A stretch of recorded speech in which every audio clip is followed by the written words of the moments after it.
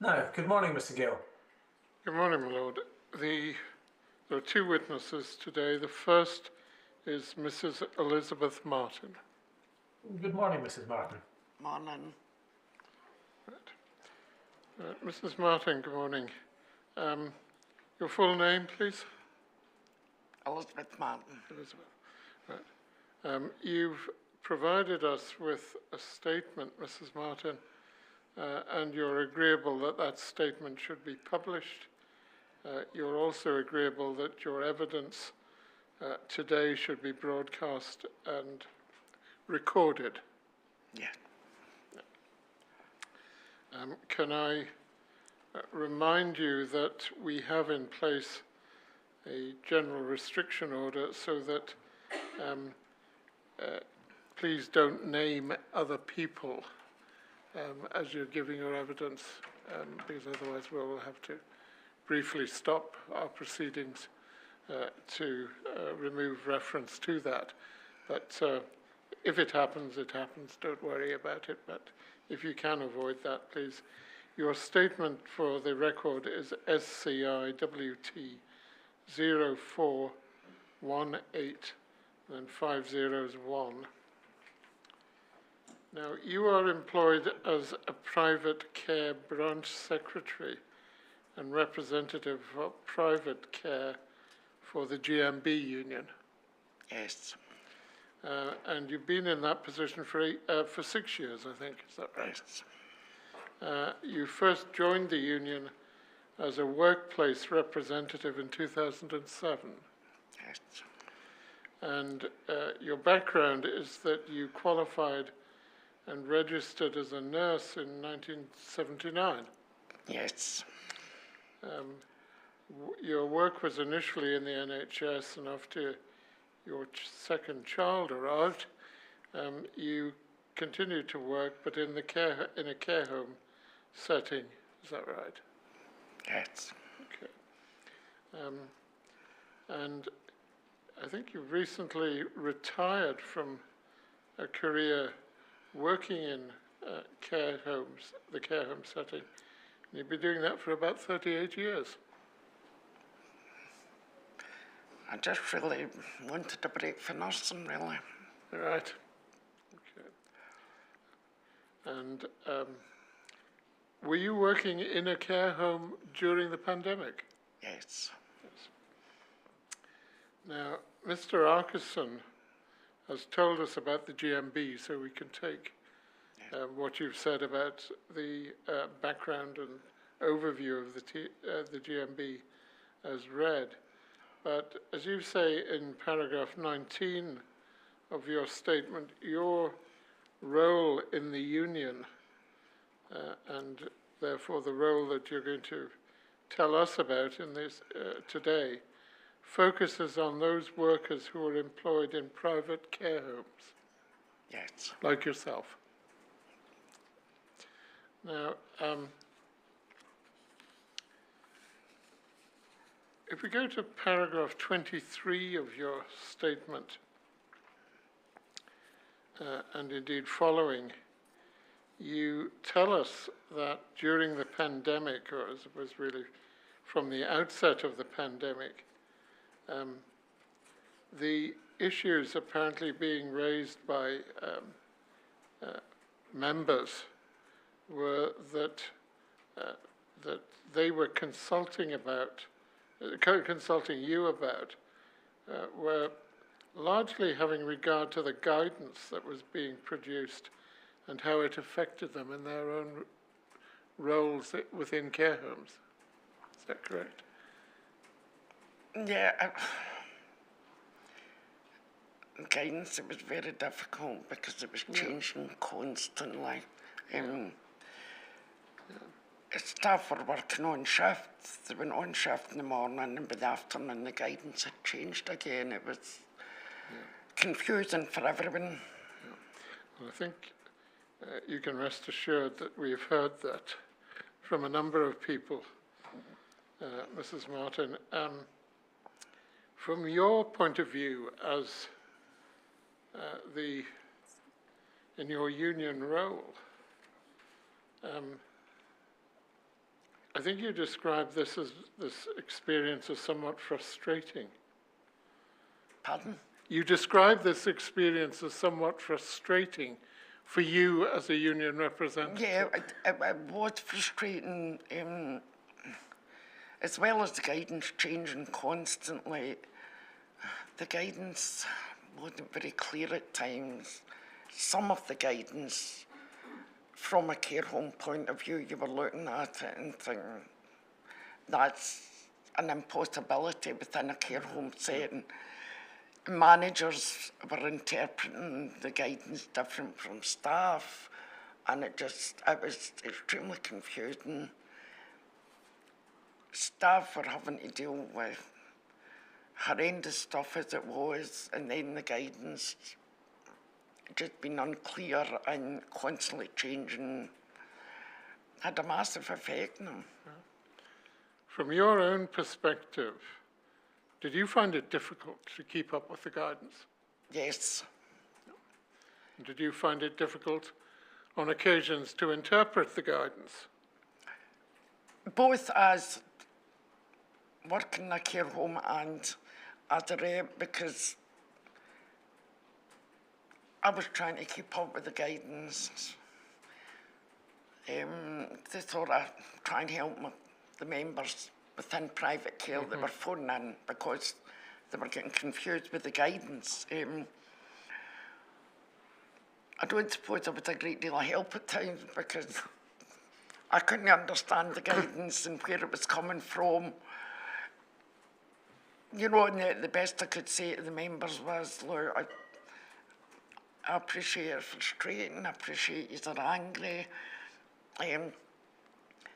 I will try and get some clarification in this, but that was sort of the best I could do. It was difficult.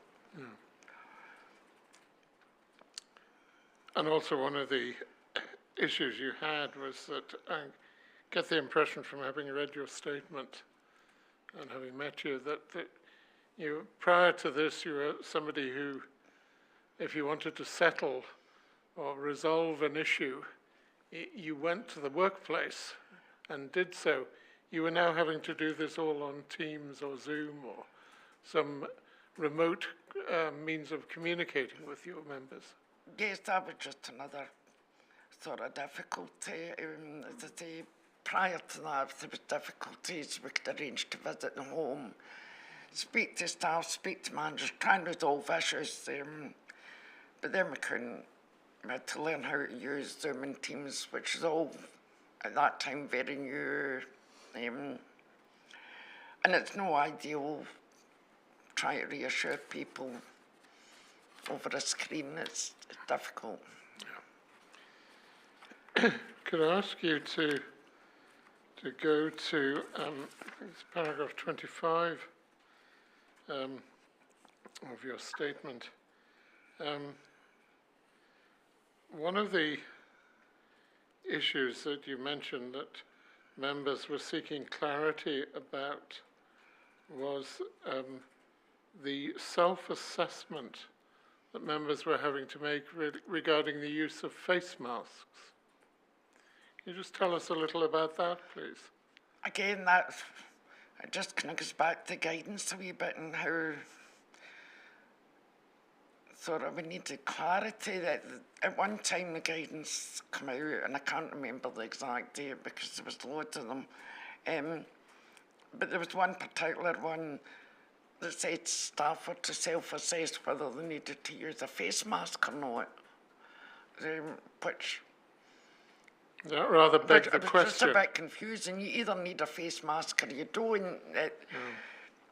You know, and asking carers that weren't used to working in that kind of environment to self-assess just didn't make a great deal of sense, to be honest.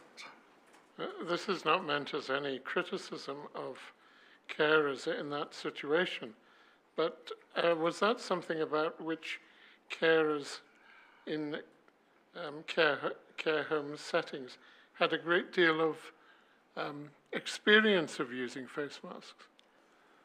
No,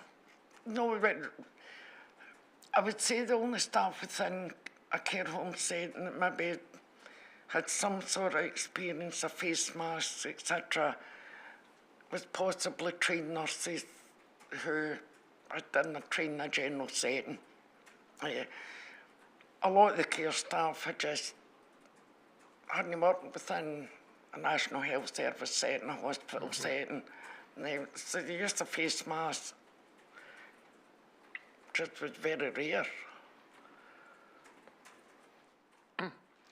So what you presumably would have been looking for would have been guidance as to the circumstances in which a face mask should have been worn, rather than leaving it to the discretion of care workers as to when they might choose to wear it. Yes, you either wear a mask or you don't wear a mask. To self-assess just didn't make sense. It probably rises out of that type of situation, and indeed it's something I think you mentioned just a short while ago. But you go on at paragraph 27 of your statement to observe that guidance was, as you put it, seemed to be written by people who did not know or understand how a care home works. Again, this is something we've heard from a number of people. Was this your impression that there was a degree of, or a lack of appreciation of the particular circumstances in which care home workers had to operate when guidance was being written? Yeah, I think they didn't appreciate the environment, our care home setting. They didn't appreciate the sort of what was involved in the care home. Sort of an example of that being, the guidance saying to keep people, these old people in their own rooms, which, yes, that's fine because we're trying to stop spread infection. But telling a vulnerable old people that's got severe dementia, that's mobile, that they've got to stay in their own room, just doesn't work. No. Somebody with dementia doesn't understand self-isolation. They don't understand everything that was going on. That was very difficult because then that led to a member of staff having to walk around a care home with somebody with dementia, and somebody had to clean every surface the person with dementia touched. Staff weren't under severe pressure, it was, and that 10-1 member of staff off the floor wandering about with somebody with dementia that didn't understand, and that's why I think a lot of the guidance was written from somebody that really didn't understand care homes. Yeah. I think one of the things we have heard about people who have or had dementia is that there was a tendency on the part of many to wander around the care home. That presumably is one of the difficulties. Yes, and again, somebody with dementia trying to keep them in their own room if they didn't want to stay in their own room, that can just lead on to, distressed behaviour, and yes. that's not what we're there for. Yeah. We're there to try and stop distressed behaviour and. Yeah. If I can take you briefly, because it's one of the points you make in your section of your statement on lessons to be learned at paragraph 72. And I wonder if you, just so that we have it in your own words, perhaps you've already given it, perhaps you just read out paragraph 72. It'll be on the screen in front of you.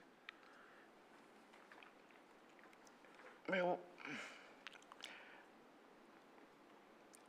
I would like to hope, if anything like this ever happens again, I hope it never does, but the lessons learned from it and the outcomes and the feedback that comes back from this inquiry and staff that were involved in this, that should it ever happen again, that representatives of the workforce are consulting guidance, which would have saved a lot of frustration, confusion, stress. I think just looking at what you actually say in paragraph 72, and it's from your perspective, but we've heard it from others.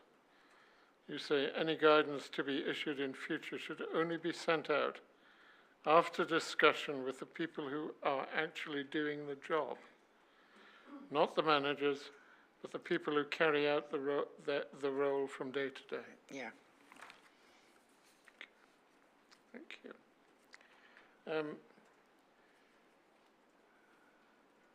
Another example you give about some of the issues relating to guidance is in paragraph 35 of your statement. And you'll be aware of this. This is in relation to instructions that were being given to staff who should, the instruction was that they should not car share. And obviously we are conscious that some care homes are in remote locations. Car sharing was pre-pandemic, would have been a normal activity for care home staff, but instructions were being given, as you say, that they should not car share. Was that an instruction that came from locally from management, or was that something that came more generally from the government, do you know? Right, yeah, that one was quite hard to find out exactly where it came from. A lot of the companies made it their company policy, tied in with infection control policy. So if I remember correctly, there was something kind of vague in guidance. But again, it all come back to how managers and above senior manager were interpreting the guidance, because everybody seemed to be interpreting it different at times. And the car sharing was one of them. That just takes us back to just something else that came out that didn't seem to make a lot of sense to staff. Staff were working alongside a colleague for a 12-hour shift, sometime in quite close proximity, if it was somebody that needed the assistance of two members of staff. But then they were told they couldn't share a car to come into work for a 5-minute journey. That didn't sort of, staff couldn't sort of get their head round why that made sense.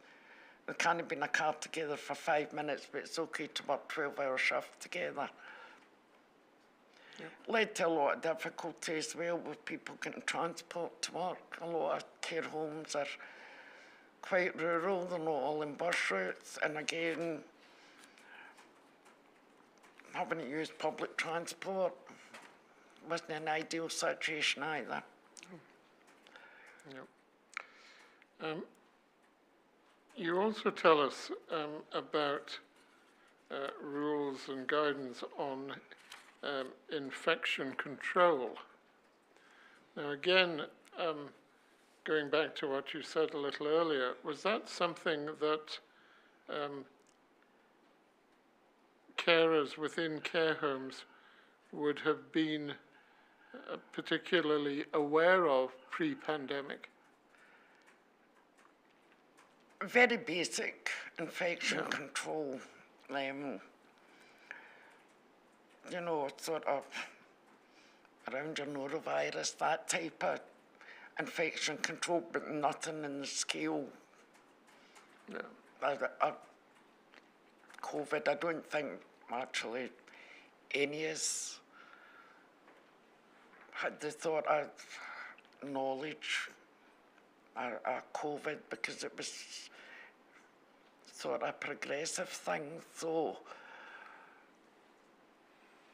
no, I would say again, it says about the carers had basic infection control knowledge, but that's sort of the COVID infection control was on a different scale. It was just huge.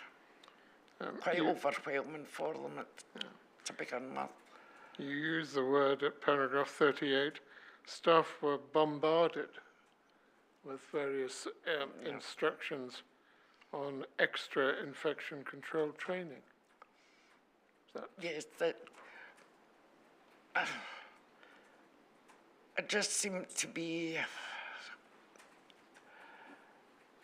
staff were just helped with all this extra infection control training. And then having to put on and off PPE in the correct order. It all seemed to happen at once. You know, and a lot of the extra infection control training was done online via e-learning, things like that. Again, there was not the time for staff to do this within their working hours. They were having to do it at home in their own time. And actually, it just got to the point where staff felt they were never getting away from COVID. It was either at their work or at home doing extra training. It was huge.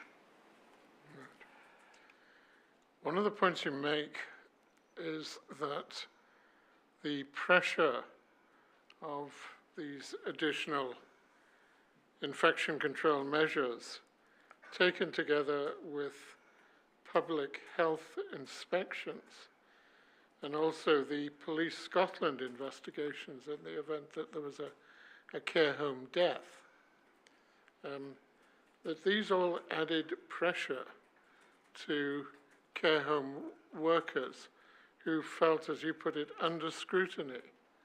Is that, I mean, you were working in a care home, is that how you felt? Yeah. Yeah, it just, I feel as if everybody, whether it be public health, Police Scotland, whoever, wanted to blame the staff for the deaths in care homes, and it wasn't your fault. We done the best we could. Yeah. Yeah, you go on to say that, I suppose, reading into what you say, it was a public perception that care home workers were, to a certain extent, to blame for the spread of the virus. And was that something you felt? Yeah, that's how it did feel.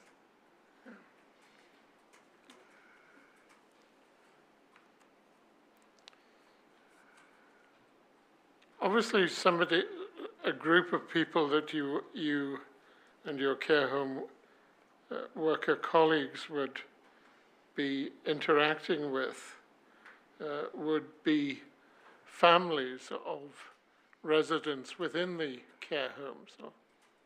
So, normally, as I understand what you're saying, is that this is really 39 and 40 of your statement.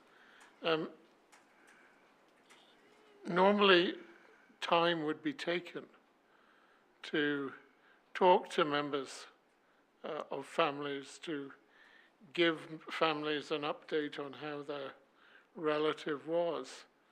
And as I'm reading what you say, there was a limitation on how that could be done during the pandemic. Is that correct? Yes. During normal circumstances, if, we're phoning families for an update or just to tell them what was going on, you know, there'd be a bit of chit-chat and a bit of social chat, you know, sort of, you know, how you doing, how's your family doing, blah, blah, blah. But during the pandemic, like, staff are so overstretched with the workload that these sort of conversations didn't happen. Any conversations to update families was sort of very brief and to the point. You know, because we're maybe sitting with a list of about 5 or 6 families to phone one after the other. You know, and the staff would have liked to have spent more time, but you were sort of looking at the list and thinking, oh, I've still 5 more people to phone, and then I've got this to do and that to do. So conversations were cut shorter than what they probably normally would have been. There's also I suppose, the other circumstance, which I think we're probably all aware of residents who had no family, or if they did, their family lived considerable distance away and couldn't get to see the relative who was in a care home. In your experience and from your own personal experience, was it important for care home workers to act, I won't say as a quasi-family member, but to assist in that in those circumstances to alleviate the isolation that resident might feel?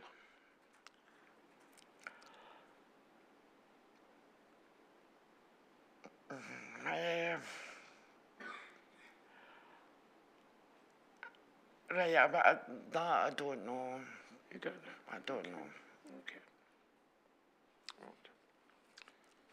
Did you feel sorry for people who didn't have any family to come to see them? Yeah.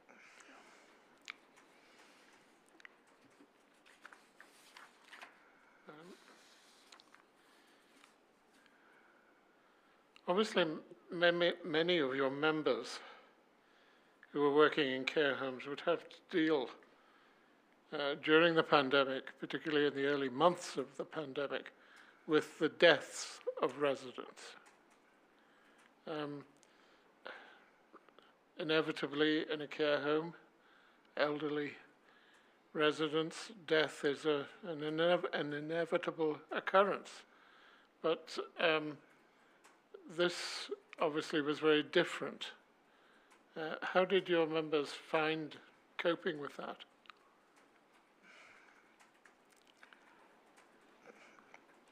They done very well. You're within a care home setting, you're used to dealing with death, but not in the scale that we were dealing with. I mean, that, you know, there was some homes were having 5, 6 deaths per shift, you know, as opposed to one now and again, which was quite overwhelming. It was also quite sad that staff couldn't spend the time that they normally would providing end-of-life care. The circumstances of providing end-of-life care, you know, skin contact was missing because we had to wear gloves. To me, that makes a huge difference. Somebody at end of life, if you can feel somebody holding your hand, feel a bit of skin against yours, having a glove on and holding somebody's hand just wasn't the same. So as well as having to deal with all the desk staff or having to deal with all these small things that normally they would have done that they couldn't do, and they sort of felt a bit guilty because they couldn't provide the care that it normally gave.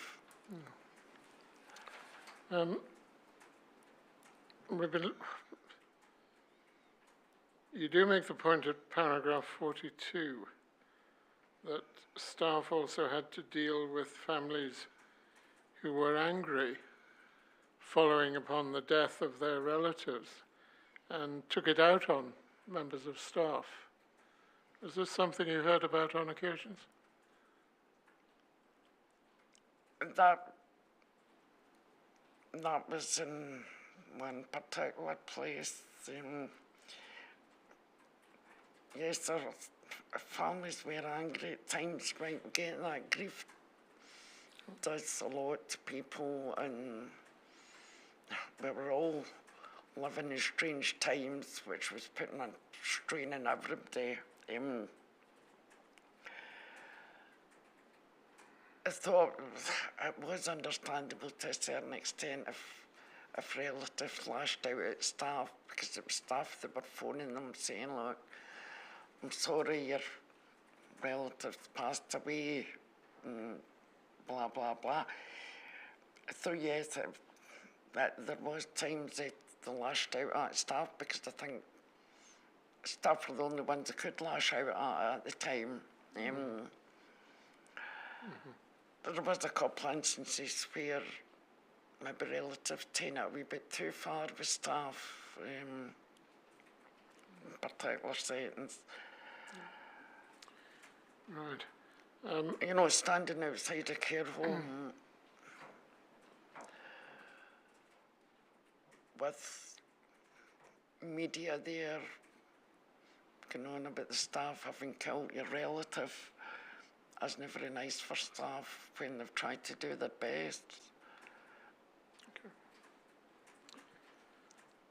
Another aspect that we probably maybe don't appreciate so much is that staff members would have their own families, and there would be presumably an impact on those staff members and their relationship with their own families. Is that something you were encountering? Yeah, the huge impact. You know, there was staff were having very difficult conversations that they never ever thought they were going to have. You know, conversations regarding putting measures in place for your children to be looked after should something happen to you. You know, for younger staff members, that shouldn't have been a conversation they should have been having at that time. The fact that there was also, other than close immediate family, there was an extended family that people weren't having contact with. And again, it was very difficult for the family members as well, because staff were having to deal with all this during the shift. Come home either angry or despondent or emotional. And because of confidentiality issues, they really couldn't discuss a great deal with their families. So the staff's families didn't know how to deal with things at times. So I was training them as well.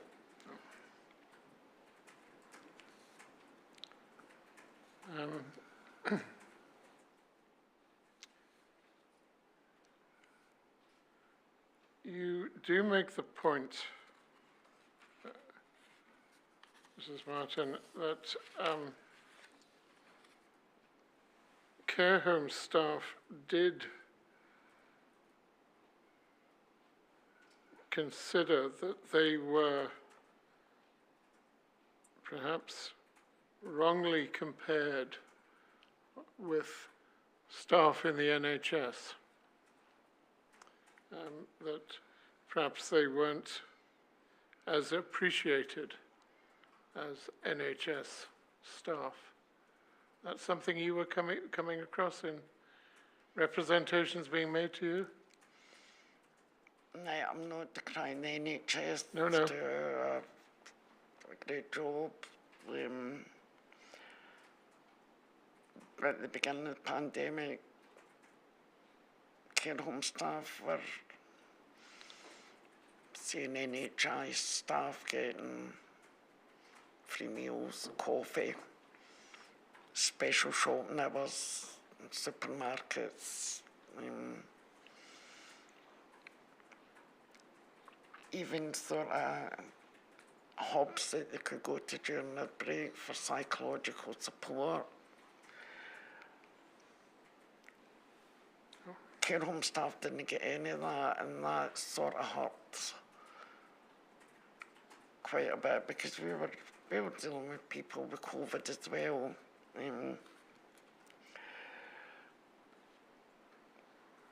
The free coffees and meals, that wasn't so bad. But the shopping, the supermarket shopping, that was a big thing to begin with.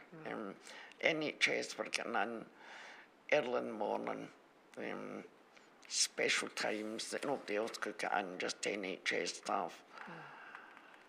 Care home staff didn't get that, so by the time they finished their shift, they went to supermarkets. At the beginning, there was nothing left. So that became difficult. And there probably was at that time a bit of resentment.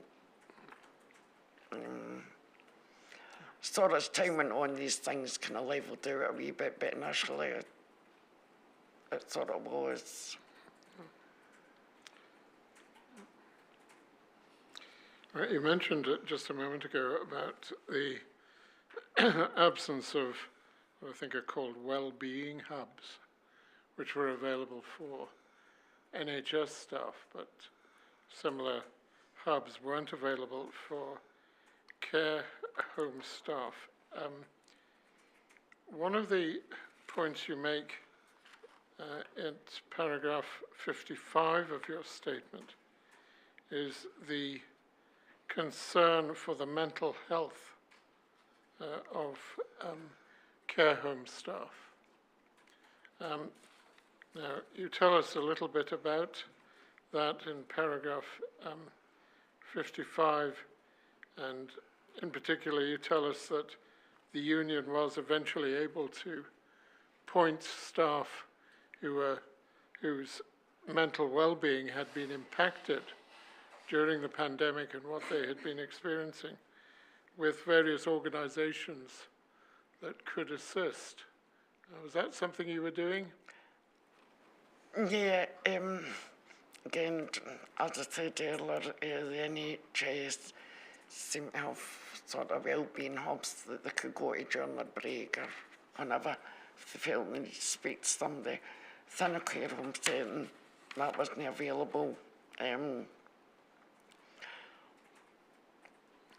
If I was speaking to any of my members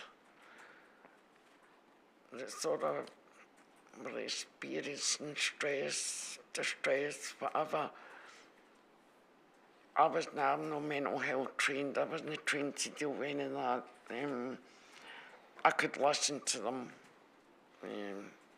but that was as far as it could go. And what we did was we sort of put together various different organisations that we could sort of signpost them to for help. As things moved on and near the end of the pandemic, a lot of the companies actually set up employee assistance programmes. But that wasn't available right at the beginning. That's when these things were needed. So maybe if staff were able to lift the phone at the end of the shift and speak to some counselling service, maybe mental health within the social care setting wouldn't be as bad as what it is now. Right, well, that's what I was going to ask you. In your experience as the union rep, is this something that's had an ongoing effect on members within the care home staff sector? Yeah. I think there's been a major increase in mental health problems within care home staff.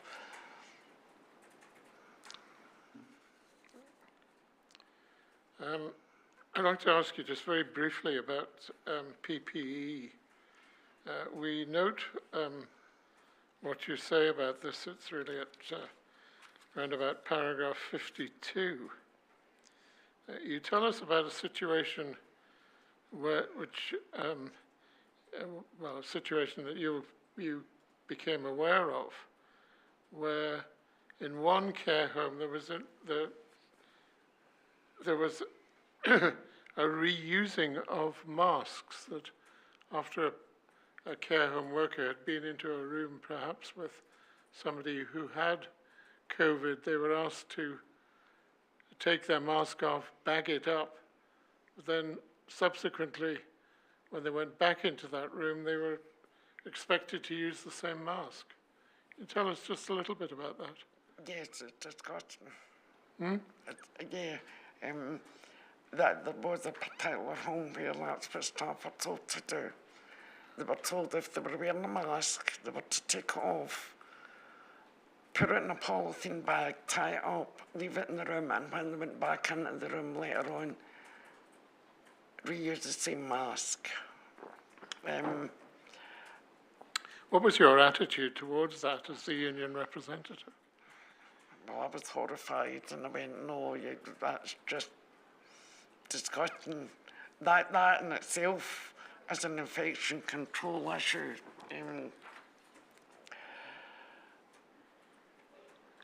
Again, that come down to managers that I think panicked, possibly due to the lack of PPE to begin with. But coming up with things like putting a used mask in a poly bag and then reusing it again was just a bit ridiculous, to be honest. Okay. I'll ask you just a little bit about what you say about testing. You say this at paragraph 61 of your statement, and you indicate some of the difficulties that could occur when testing became mandatory for care home staff. Could you just explain what some of the timing difficulties were causing problems in that regard? Right, when it became mandatory,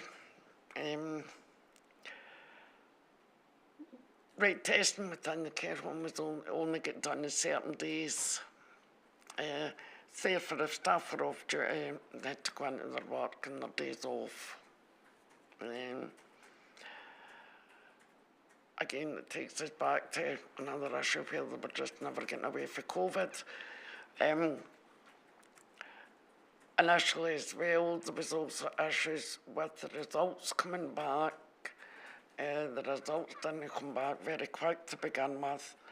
So it was actually a stage that some staff were actually halfway through their shift and they would get the result back saying they'd tested positive.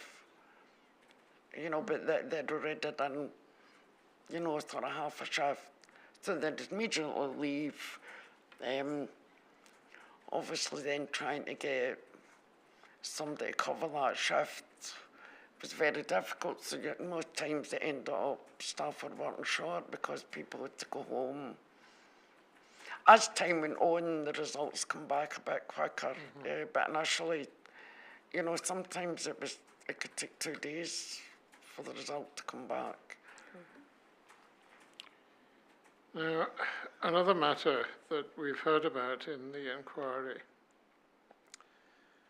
would you tell us about, from your perspective, at paragraph 63, and that's about the difference that existed between guidance applicable in England and guidance that was applicable in Scotland, and the difficulty presented when the care home management company was based in England. Yeah, that was Was that a just more problem more occurring? confusion. Sorry, we're talking across each other. Was that a problem that cropped up in your experience? Right, again, it just caused more confusion. A lot of the care home companies are English-based.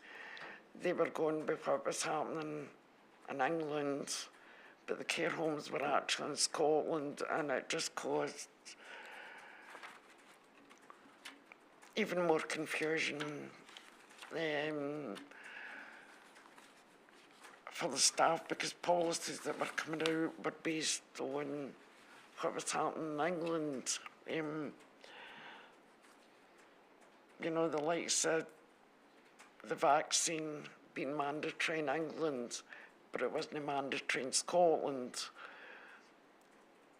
That just caused confusion. Then, you know, some of the English-based companies were saying the vaccine is mandatory, and now people were saying, well, in Scotland they made it quite clear it's not mandatory. So it just added to confusion. Now, Mrs. Martin, we've got your lessons to be learned.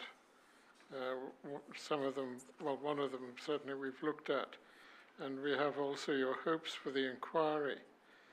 I think you say at paragraph 77, I think possibly one of the important points you make looking at the work of the inquiry is that you would like to hope that someone somewhere acknowledges that they, and I assume by that you mean the government, did not properly understand life working in a care home, and that we also carried out an equally important role as the NHS staff. Is that one important points that you want to get across? Yeah. You know, but for somebody to stand up and acknowledge that they didn't understand working life in a care home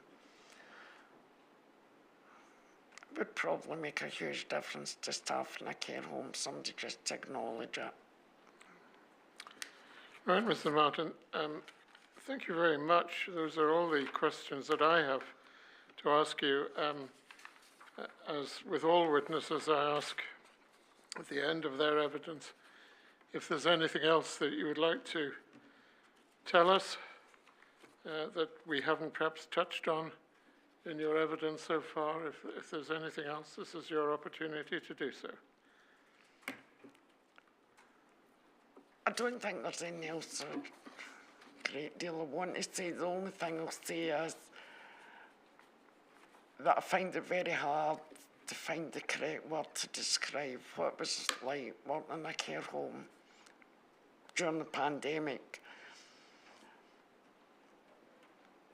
I've thought of various different descriptive words, but they don't quite seem to fill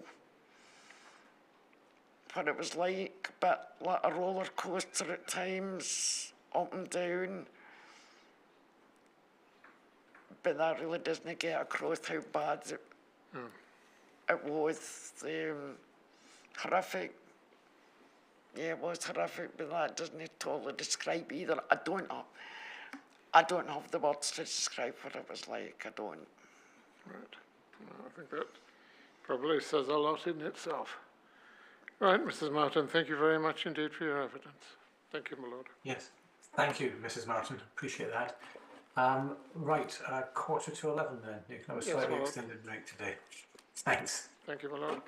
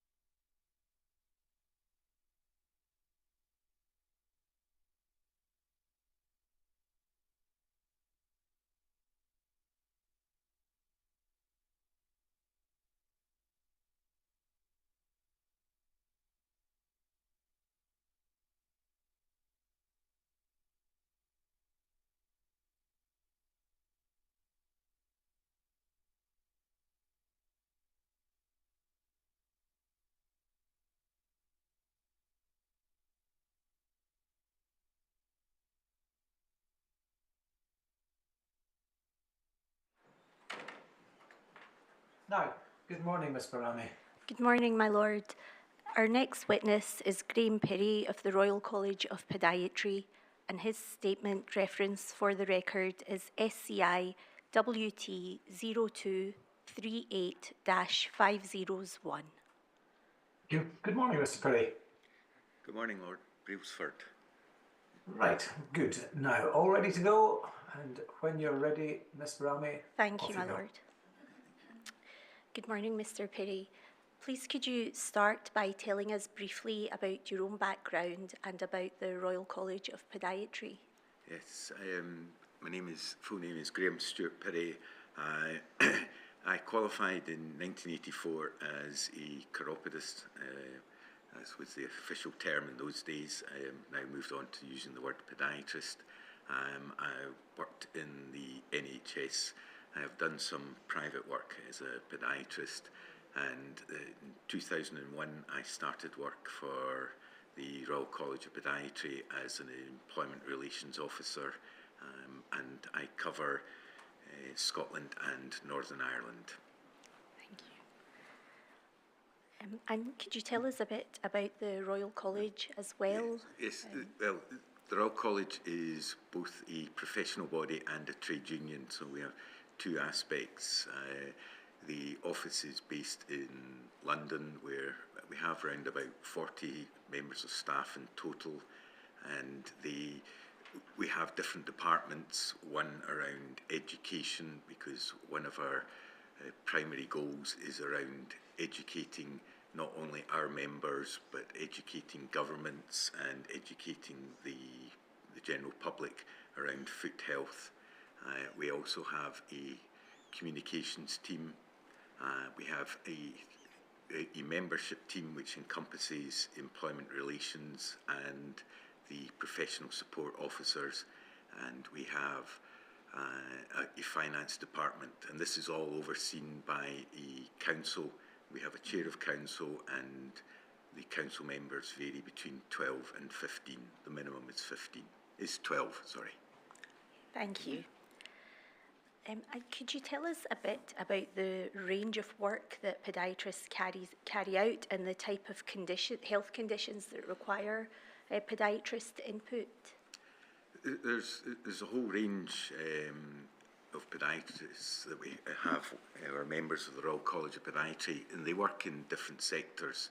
So our members work in the NHS, they work in independent practice, the retail sector, charities, research, and higher education.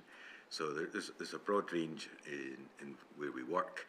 The types of conditions that we see across the board is from simple problems with nails, ink-growing toenails, musculoskeletal conditions such as plantar fasciitis. A lot of people complain about that. We deal with corns, callus, and then problems relating to diabetes and peripheral vascular disease, which could include ulceration and wounds.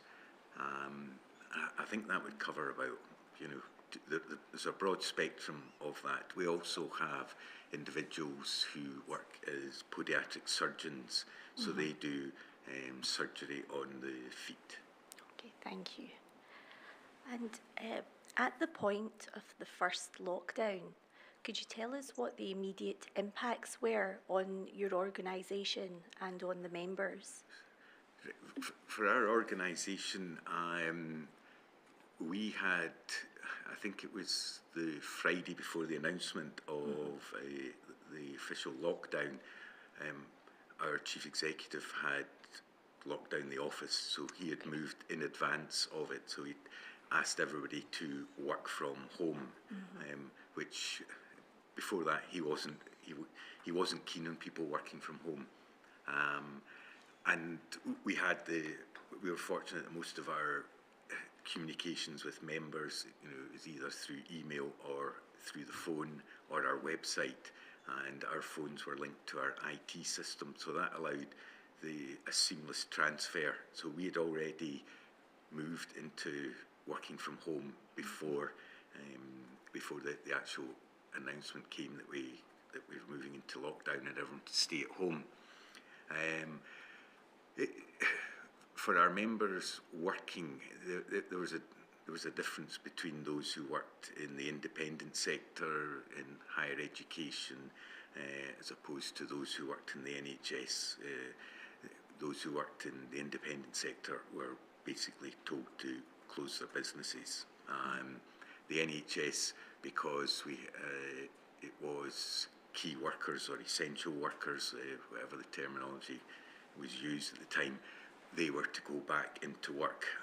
But that caused a bit of a problem, because even going back into work, the main types of patients that were to be seen had changed, because within the NHS prior to COVID-19 was that they saw mainstream podiatry patients, so that would include, general MSK conditions.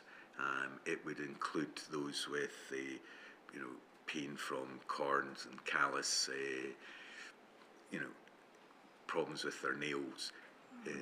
And it would, sort of like, real problems, not just, oh, my nails need cut, because we'd moved away from social nail care. And what happened was that it was determined that only urgent and emergency care would be delivered. So those who were mainstream podiatry, those appointments were cancelled, and patients were informed of that, and we concentrated mainly on wound care, or those who had potential difficulties with their feet, as in possible infections or conditions that might cause future ulceration. Thank you. Now at paragraphs 32 to 34 of your statement, you talk about vaccinations, and initially podiatrists hadn't been included in the priority group of healthcare professionals, but through the college being part of the vaccination service delivery group, as it was called then, you were able to change that. Do you know why podiatrists weren't initially included, and on what basis was it agreed that they should be included?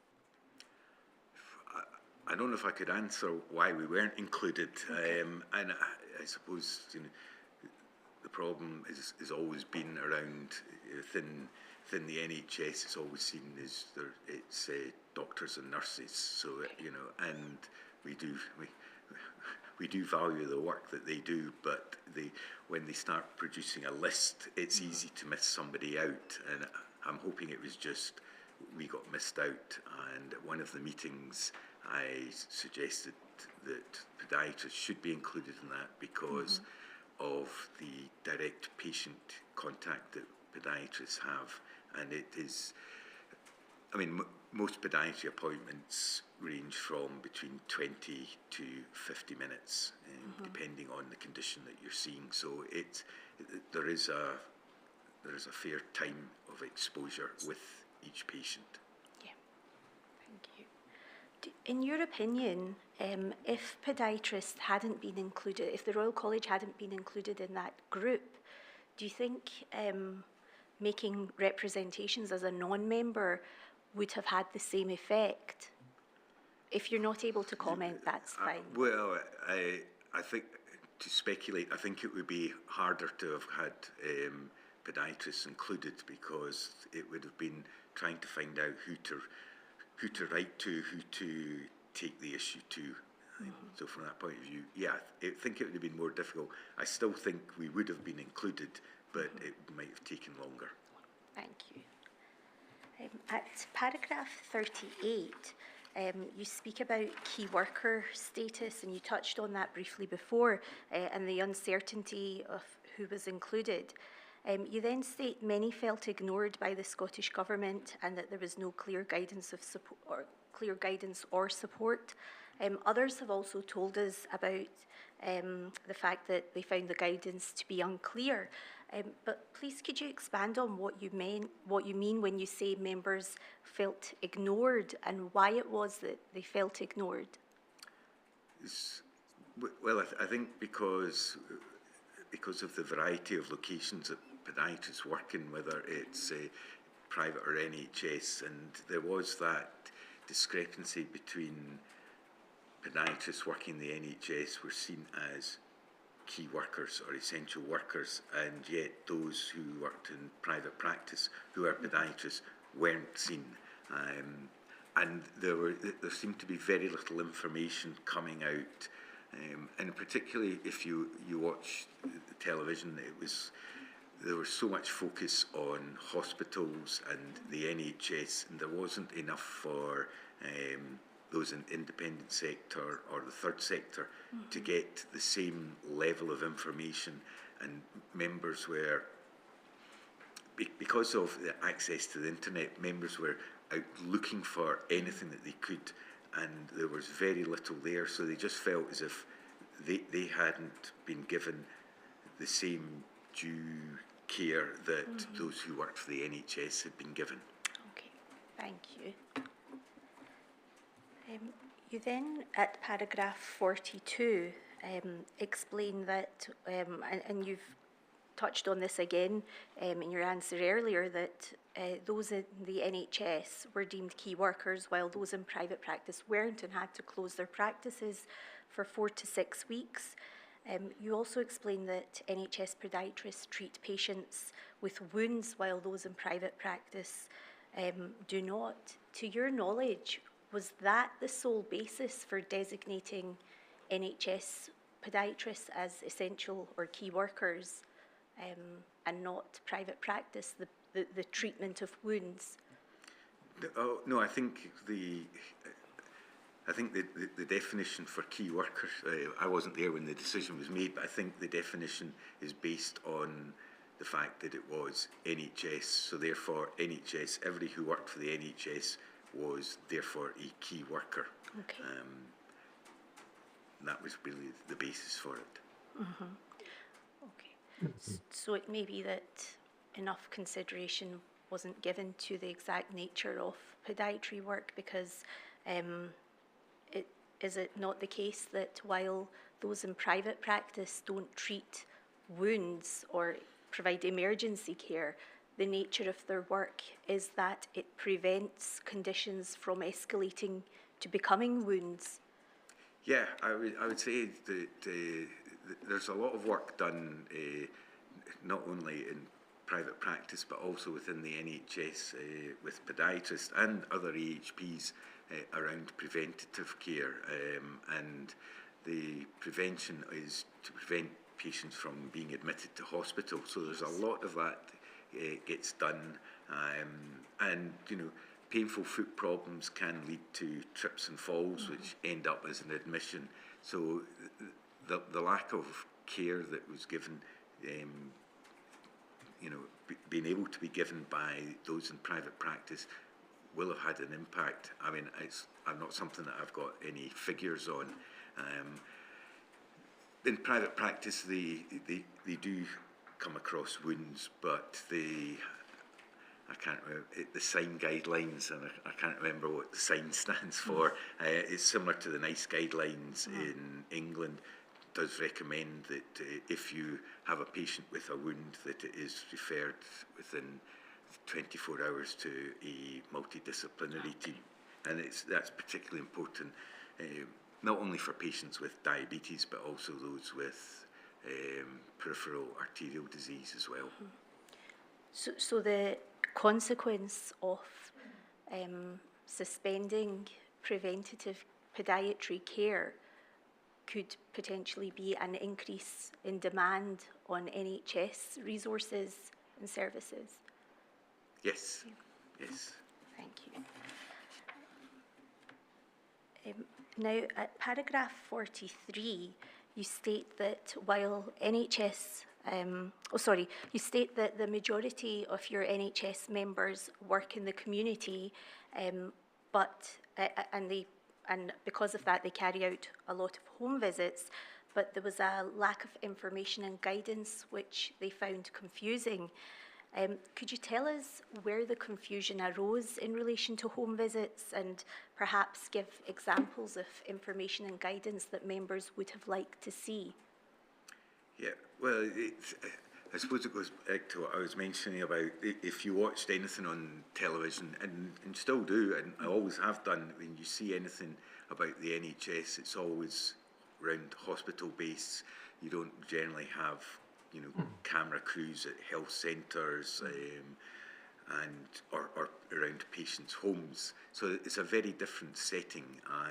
And I suppose what our members would have liked was some guidance around, you know, home visits, because that's within health centres and hospitals, the NHS can control the environment, but when you're going into a patient's home, that is an environment that you can't control.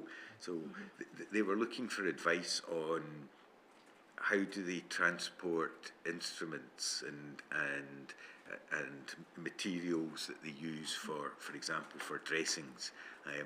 What about going in there with their PPE on, whether it was supposed to be worn on the way in, and what do you do on the way out, and you know, what happens if a patient has COVID and you're going in, what about other people being in the house? So the Royal College of Podiatry issued some guidance, and some of this guidance came from what we heard from what some of the health boards were doing, or some of the trusts in England were doing, and that was around phoning the patient in advance to get some information from them. But there wasn't clear guidance on what to do for home visits. There was more guidance. There was an awful lot of guidance around, you know, if a patient was coming to the hospital, or in particular, or coming to a health centre. Yeah, thank you. You go on at paragraph 45 and then later at paragraph 54 to state that your members had concerns about safety, a real fear of going to work, catching COVID-19 and dying. And this is again something that we have heard from other professional healthcare bodies as well. Did you find that that was the case across your membership, or was that concern more prevalent among members working in a particular setting? I think it was members who worked in the NHS in particular, because they were in, you know, full time, and they were in environments where patients were coming and potentially had COVID, and so they were just concerned that they were putting themselves at risk by going into work, and had a variety of concerns raised, and about, well, I'll just not go in, you know, and one member asked if she could be furloughed, which I said you can't, because you know, you're a key worker. So it was mainly the NHS just concerned going into that environment on a daily basis and potentially being exposed to the COVID-19 virus, whereas everybody else is being told to stay at home. And when the message is stay at home, you know, this is around your health, safety and well-being, but you have to go into work. It added an awful lot of stress onto our members. Thank you. In paragraphs 50 and 51, you talk about the NHS Attend Anywhere system. And as many will be aware, that's the NHS video call system that allows patients to call their allocated health professional at a set time and date to have a virtual consultation.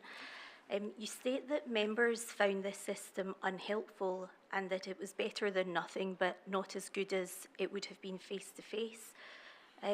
Firstly, can you tell us about the things that could be done or picked up at an in-person assessment that couldn't be done by video call?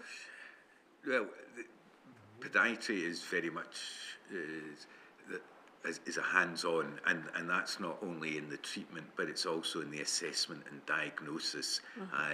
For example, one of the indications of infection could be heat in the foot, which you can only get if you are physically there with them. Sometimes it is around palpation of a deformity, which requires the podiatrist to actually have their hands on the patient's feet.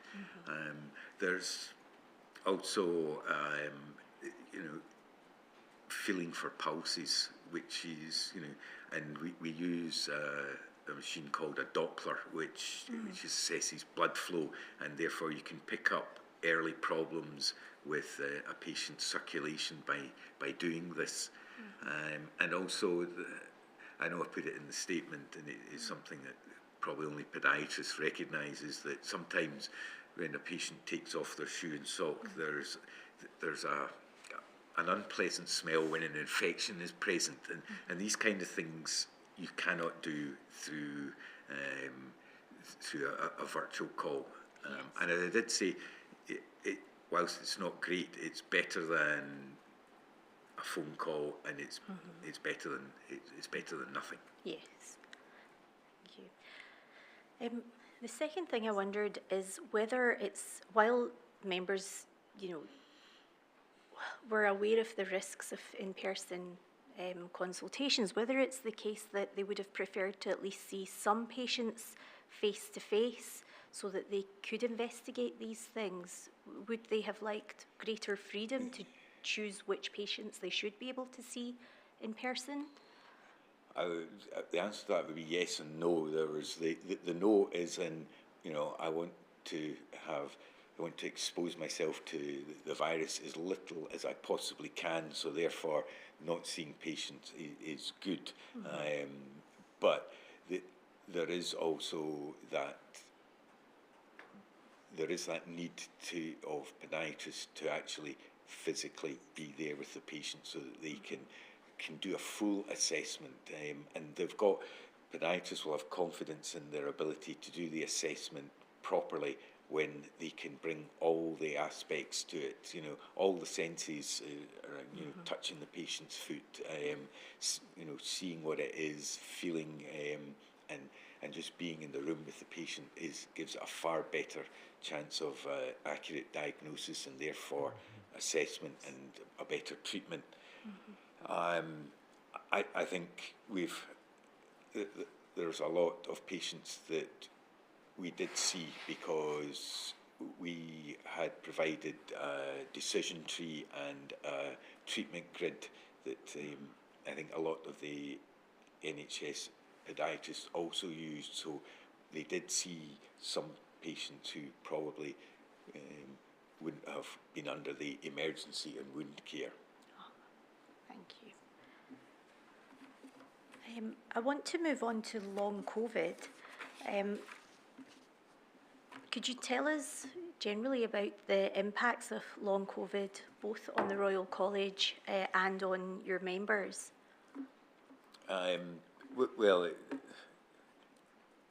if you mean, about, how it's impacted the staff at the Royal College, is probably more with those who deal with the members on, with their issues, and it's because, a lot of members, if they've had long COVID, come to the Royal College and have got their issues that they want to discuss, and we don't provide counselling. We do have a helpline, but when somebody phones and they've got an issue, you're not going to say, "Oh, it's not my job," off you go. So there is an impact on hearing, some really sad stories about what's happened to members. The members that I know of in Scotland, there's, one's had to leave the profession early. I think she's, early 30s, and we've had some people who, with long COVID, have reduced hours or have done things just to try and keep themselves in employment, and another person retired before they wanted to, because of long COVID, and just the absolute fatigue that it has, and they weren't able to get up. And some days you are better than others. So I think it has people worried about if they've had COVID and they haven't really returned to what they felt like before. You know, is there any long-term effects on it? And that's something that's unknown. And you mentioned earlier, early on in your statement, that there's been a decline in your membership numbers. Is your view that long COVID is partly to blame for that, or do you think that that's a separate issue? I think COVID's impact on the NHS will potentially have had some downturn on it, but there's a whole host of other factors, you know, and because the NHS is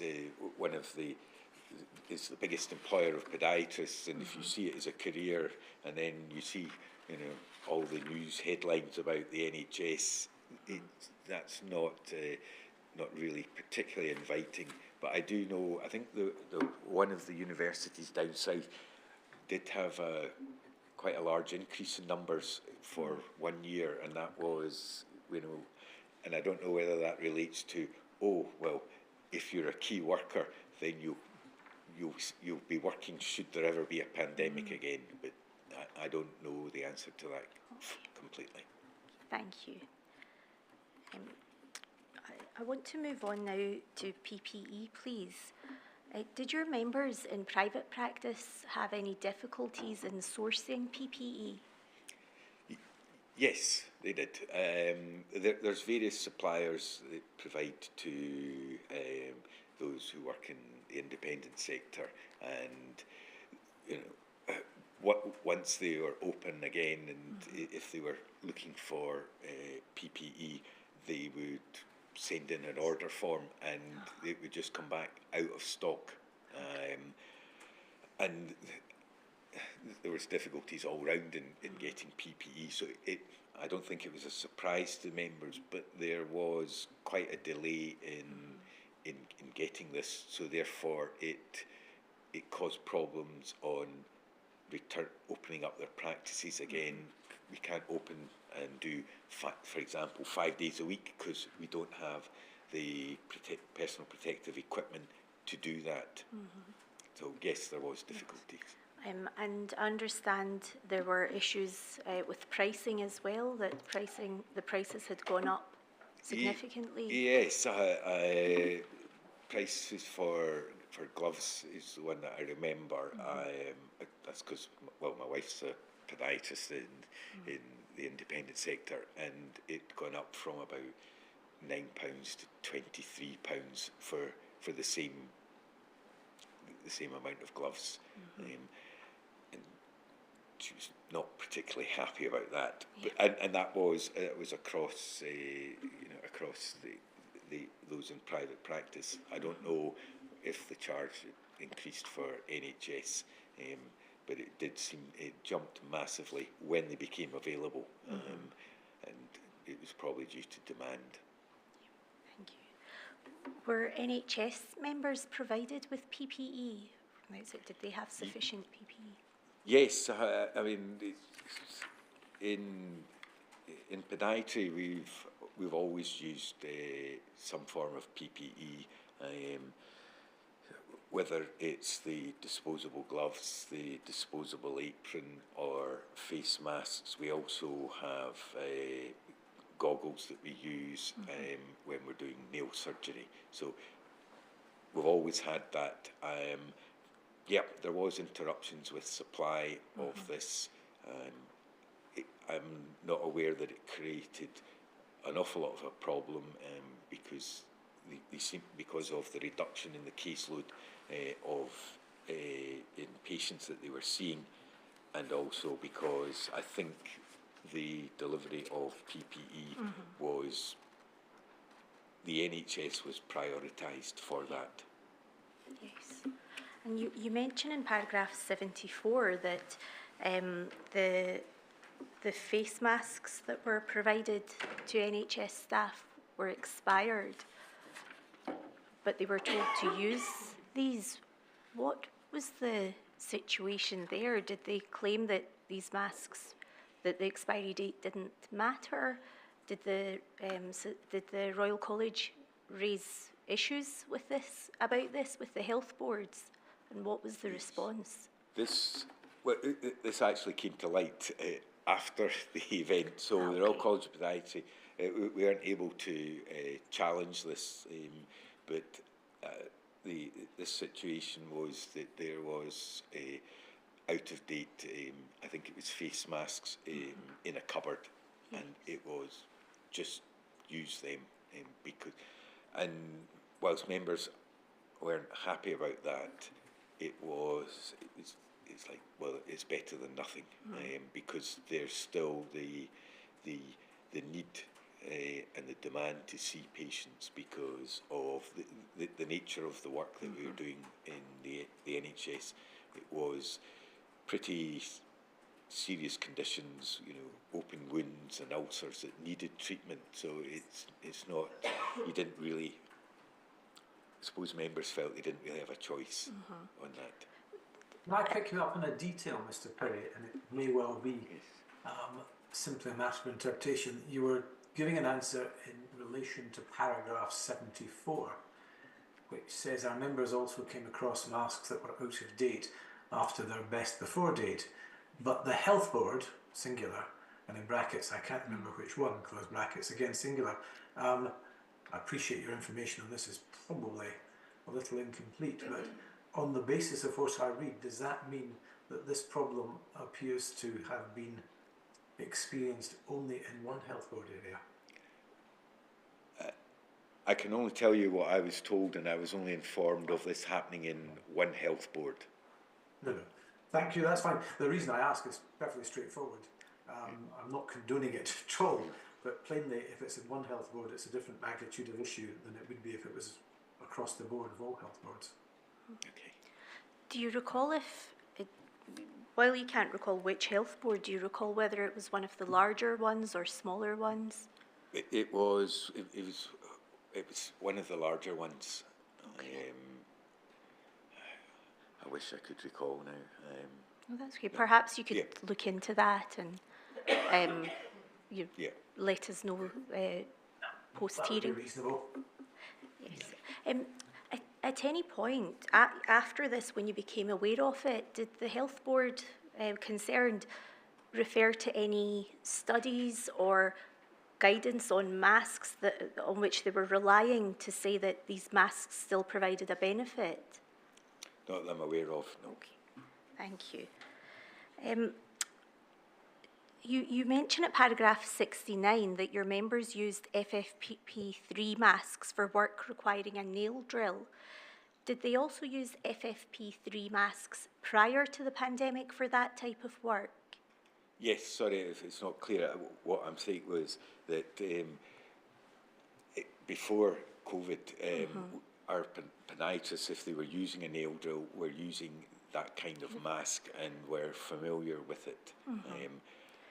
It was, and a lot of health boards have since, even before COVID, had stopped using nail drills to reduce very thickened nails, and they would just use it by using the nail nippers and a scalpel to reduce the thickness of the nail because of the concerns of nail dust.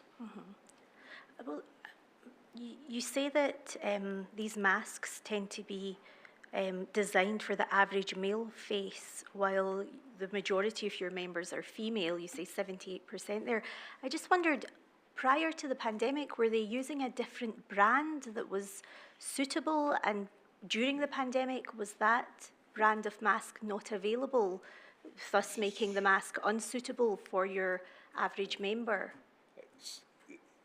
It would depend on what the podiatrist was doing. We did use the surgical mask for nail surgery, but if it was for nail dust where something would be, it was more likely to be airborne rather than a particle coming towards your face, then they were used or encouraged to use FFP3 masks, and the reason for that is that they are at least contoured to the face, and to use these masks properly, you had to undertake some face fit testing, which was done, and it takes quite a while to do that, because it's about basically putting on the mask, checking that it fits, and I'm not 100% sure of the process, but it's about, you know, if you can smell something pretty noxious, then it doesn't fit. So podiatrists, certainly in a lot of departments, would be face fit tested for these masks. So they knew that these were used for, you know, anything that was airborne.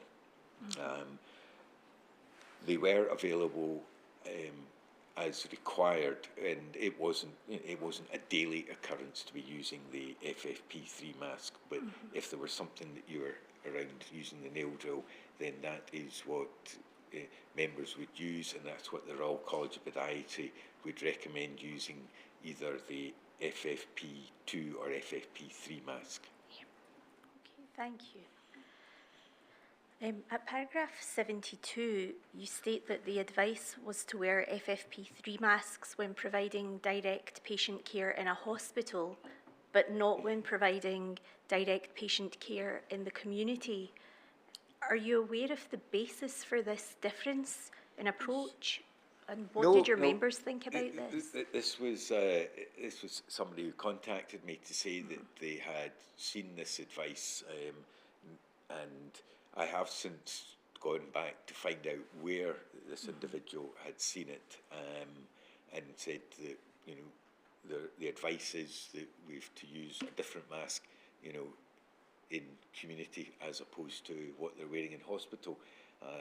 I searched for that advice, and when these things were coming in, because there was a lot of phone calls coming in to myself and to the rest of the Royal College, you know, you'd get this information, and I have since, you know, tried to find out where that information came from, and I couldn't personally find that where they got the information from. So that is just a comment that somebody somewhere, because of probably going on the internet, found something that contradicted what was happening.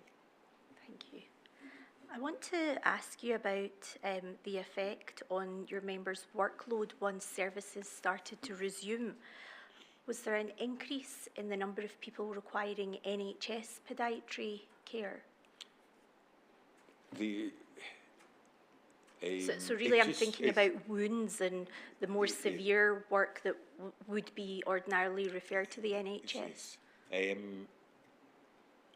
I would say that there was a slight increase that has been reported, no massive increase across the NHS in Scotland. What I've told, there was a slight increase in some areas, and, you know, the reasons for that I don't know. But the NHS podiatry, the workload is always been pretty high, because in some areas, and I think NHS Ayrshire and Arran, they weren't, well, for quite a while, weren't having patients come to the health centre. They were doing more in the way of home visits, which is a bit more, is more time consuming. You know, it's easier when patients come to you rather than you going out to them. So, you know, workload is, you know, was heavier in that respect. Yes. Do you think the lack of private and NHS preventative care could have led to more severe issues that required more significant intervention? Well, it could, but I don't have any evidence to back that up. Okay. But obviously, prevention is always better than the cure, so I'll stick with that kind of as an answer. Yeah. Okay. I have a few more questions about that, about the range of conditions that may have arisen following on from the lack of preventative care, but it's perhaps something that I should follow up with you later if that's an area Yeah. where you don't have the information to hand? Well, I wouldn't have the details. I know that podiatrists, they do a lot of work with patients with diabetes who've got potentially, with diabetes you can get lots of complications around circulation or, you know, sensation. They get something called peripheral neuropathy, where they don't feel things properly in the soles of their feet, for example. And a lot of the work that we do is, particularly if the patient's had an ulceration before, is there's a lot of treatment and input to ensure that there isn't a breakdown in the future, so that prevents it. And also the treatment of ulcerations by podiatrists, and there is evidence, which I don't have to hand, but does prevent a lot of patients with diabetes and peripheral arterial disease going in for amputations within the hospital. Yes, thank you. That's the kind of topic that I wanted to ask you about. And, you know, we're aware from evidence from others that care homes, for example, had to close their doors to external health professionals. Do you think that's an area where care home residents who had diabetes may have then gone on to develop conditions that required amputations where they wouldn't have otherwise? Or well, I perhaps even palliative care where that... I would certainly think that if there's wounds anywhere on the body which aren't being properly assessed, diagnosed and treated properly, then it could lead to that. I do know that because, you know, care homes shut down and said nobody gets in, that you know, we were trying to do our best, and that would be like speaking to one of the care assistants and say, you know, what is the wound like, and we'll send, you know, we were sending dressings to to the care homes for them if they were comfortable with that. Thank you. You mention at paragraph 82 that the knock-on effect of only taking on emergency care rather than preventative care during the pandemic is that our members now feel as if they're firefighting rather than doing things to prevent conditions. Could you expand a bit on that? Is that really in hospital acute settings, and is there enough resource to be dealing with that now? No, it's not just in the acute setting. It's because of the number of wounds that are being dealt with. This is in acute and also in community. And yeah, the more prevention you can do, the less problems you have further down the line. And you know, podiatry is one of those professions where we look at it, and as do other professions, is around preventing. So if we don't have the time to do the same amount of prevention, then we end up just dealing with wounds. And yeah, well, you know what, maybe even just treating a wound prevents, you know, as I said earlier on, an amputation. But there is that there's a lot more intensity in dealing with a patient with a wound than there is when you're actually treating somebody who you're trying to prevent. Thank you. You state in paragraph 91 that members had concerns about the impact on their HCPC registration if something went wrong in the role to which they were redeployed, because along with other health workers, podiatrists were redeployed to other roles within the NHS. You state that the HCPC stated that podiatrists could be redeployed to these other roles given the circumstances, but did they also clarify the impact on HCPC registration if something did go wrong? Well, because most of the people who were working as essential workers and who were being redeployed would have been in the NHS, issues around and it was something that the Royal College also had input into, is that, you know, if something went wrong, the indemnity insurance through the NHS would cover that because your employer had asked you to take on a different role.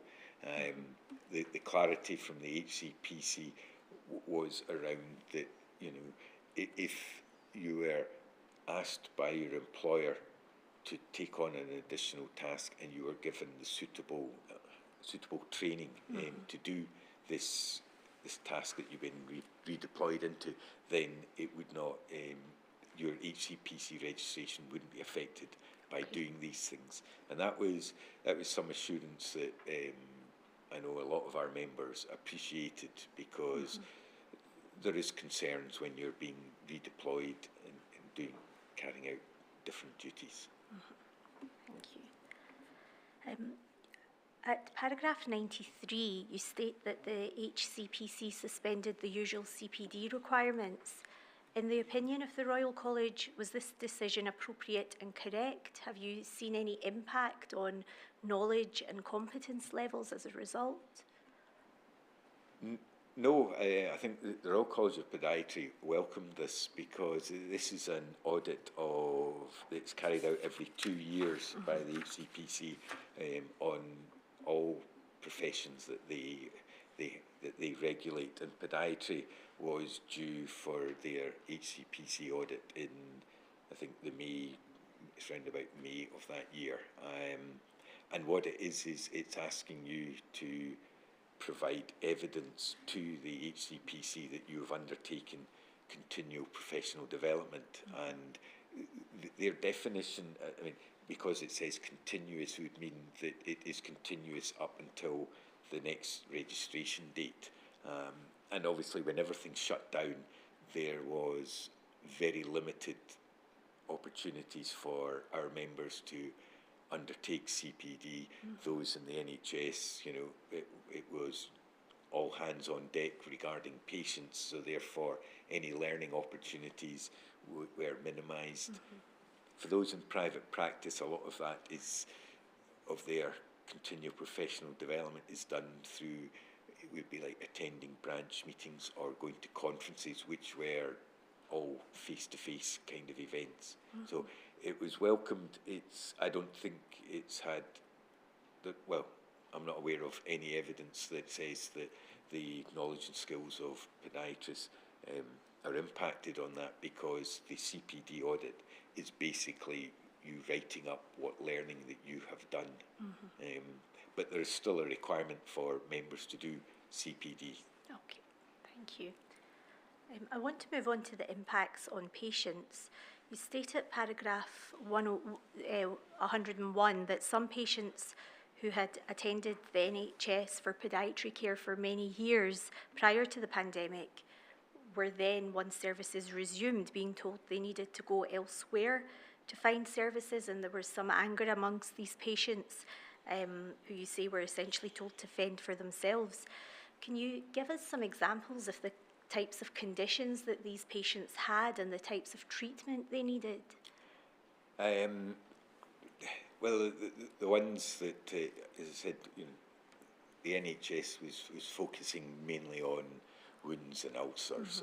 So unless, you know, well, there was also maybe acute episodes of musculoskeletal conditions, and when a nail had become really bad, an ingrown toenail, they were being seen by the NHS, and you know, so it was really the ones that, if you had, you know, painful corns, for example, they were no longer being seen in the NHS and being told that they didn't meet the criteria, because the criteria was just, it's wounds, that's what we're dealing with, and that they could go elsewhere. Now, NHS doesn't recommend who they go to, but makes suggestions around, you know, there's a voluntary sector, the third sector, you can go privately, that kind of thing. So a lot of patients, and a lot of these patients had been attending for a long time, you know, sometimes, you know, years and years of attending the NHS for ongoing treatment, and it's around preventing these conditions from getting worse. Yeah. And then all of a sudden it's just like, oh, I don't meet the criteria.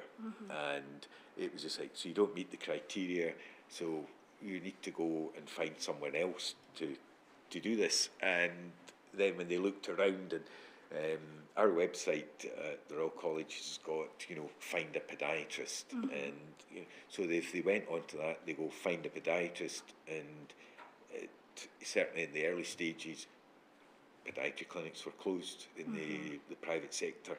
So this is why, the feedback I get from some people in private practice, where these patients just felt discarded because they didn't meet the NHS criteria.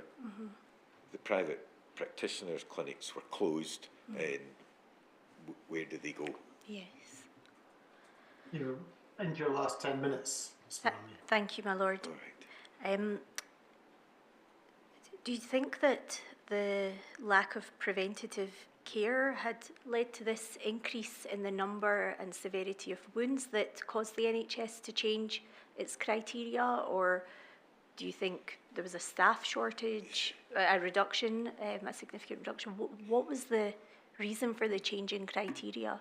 It was just, I believe the criteria came from the NHS of, this is what we're going to see, this is all we're going to see, because it was, and I don't know, partly if the rationale was we need to reduce the number of people coming into either hospital health centres or the number of house visits that we do to limit the number of contacts.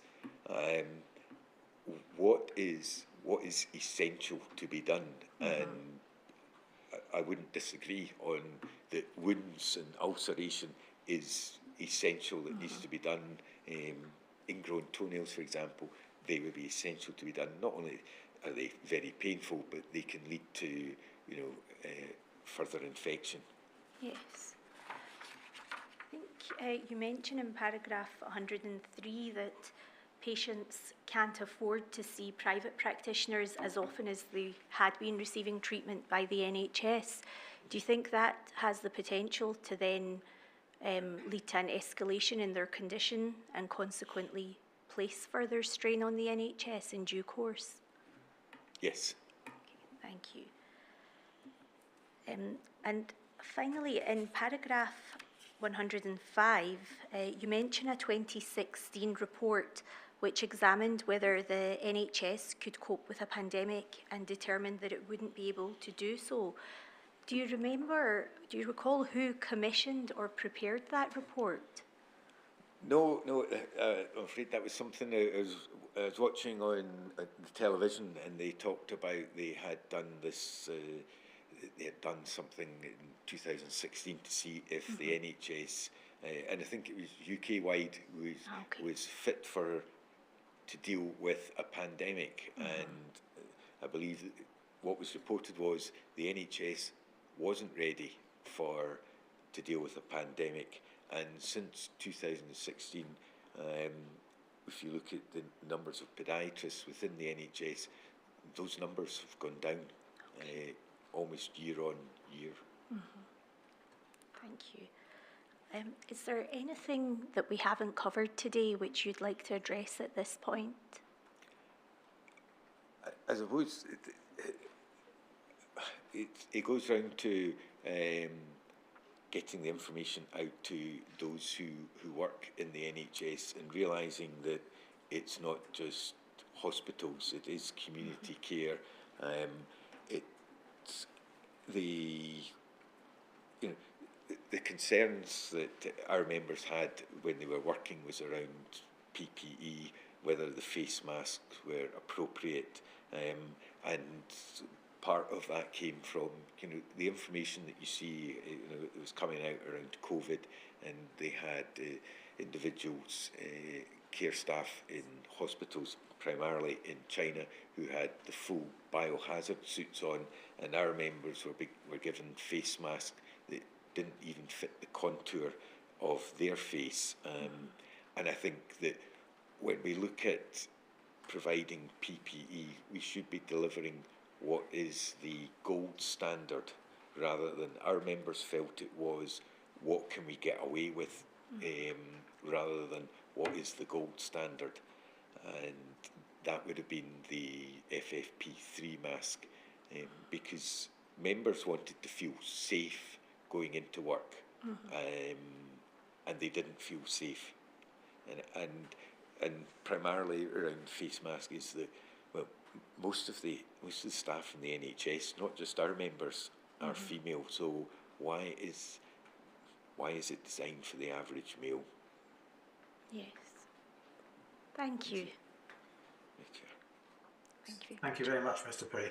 Right, thank you, Your Honour. Good. Right, and that's all the evidence we have for today, Ms. Pirie. So Tuesday morning, I'm not sure if it's 9:30 or 9:45, but no doubt participants will be told what time we're starting on Tuesday morning. Thank you. Thank you, my lord.